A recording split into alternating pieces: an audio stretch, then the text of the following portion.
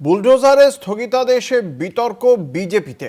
আপনারা সকলেই জানেন তিলজলায় যে অগ্নিকাণ্ডের ঘটনা ঘটেছিল, সেই ঘটনার পরেই সেটা জানতে পারা যায় যে বেআইনি নির্মাণ ছিল সেই জায়গা, এবং সেই কারণেই বুলডোজার অভিযান চলেছিল সেখানে। বাড়িটি ভেঙে দেওয়া হয়, তারপরে এই বিষয় নিয়ে কলকাতায় হাইকোর্টে তা নিয়ে মামলা হয়, তারপর তাতে হাইকোর্টের পক্ষ থেকে স্থগিতাদেশ দেওয়া হয় বুলডোজার প্রয়োগে।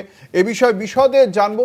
এই স্থগিতাদেশকে কেন্দ্র করে বিজেপির অন্দরের কি অভিমত, আমাদের সঙ্গে রয়েছেন আমাদের বিশেষ প্রতিনিধি অঞ্জন রায়। কি জানা যাচ্ছে অঞ্জন রায় বিষয়ে?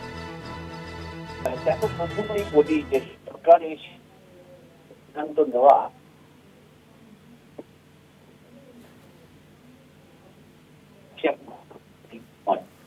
রাজ্য বিজেপির ভেতরের যা খবর আমরা যতদূর জানতে পেরেছি, যে রাজ্যের বিজেপিতে একটা বড় আইনজীবী সেল আছে, যিনি এই আইনজীবী সেল তারা কলকাতা হাইকোর্টে নিয়মিত তারা প্র্যাকটিস করে, কিন্তু তারাও এই বিষয়টিকে কোনো গুরুত্ব দেয়নি। তুমি জানো যে এই মুহূর্তে দাঁড়িয়ে রাজ্যে কোনো অ্যাডভোকেট জেনারেল নেই, যিনি ছিলেন পদত্যাগ করেছেন সরকার বদল হওয়ার সঙ্গে সঙ্গে।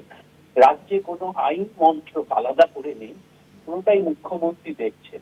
ফলে সবটা মিলিয়ে যে জটিলতা সৃষ্টি হয়েছে, তাতে দেখা গেছে যে কার্যত বিকাশ ভট্টাচার্যকে পাঠিয়ে সিপিএম এই আদালতে গিয়ে এটার উপর স্থগিতাদেশ নিয়ে চলে আসে।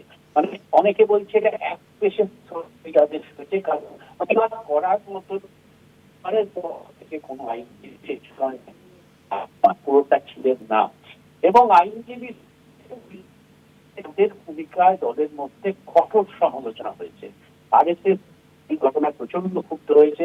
ফলে আইনজীবী সেনেট কেন এই বিষয় নিয়ে নজরে আনেননি, কেন জাননি তারা, কেন মামলা লড়েননি, এইসব নিয়ে নানা প্রশ্ন উঠছে দলের মধ্যে। ফলে শুরুতে সরকার যেভাবে আদালতের কাছে একটা বিষয় নিয়ে, এবং বিতর্কিত বিষয় বুলডোজার নীতি যেটা উত্তরপ্রদেশে চলে নিয়ে একটা ধাক্কা খেতে, তাই নিয়ে কিন্তু বিজেপি দলের মধ্যে বেশ কাটাছেঁড়া শুরু হয়েছে বলে আমরা জানতে পারছি। একবারে ধন্যবাদ। আমাদের সঙ্গে ছিলেন আমাদের বিশেষ প্রতিনিধি অঞ্জন রায়।